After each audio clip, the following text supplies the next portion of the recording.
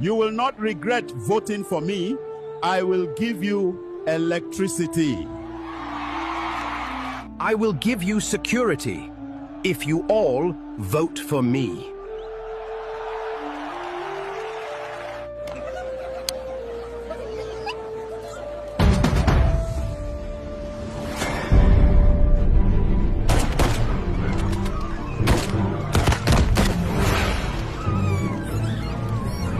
What's your complaint?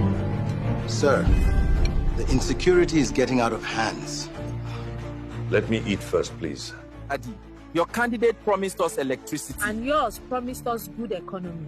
They will be back in 4 years with the same promises. See, food no dey house. Baba God, wetin we do these bad leaders?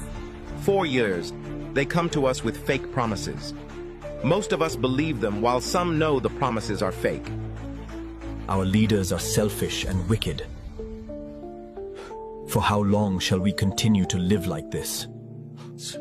As long as some of us praise them, even in the face of bad governance.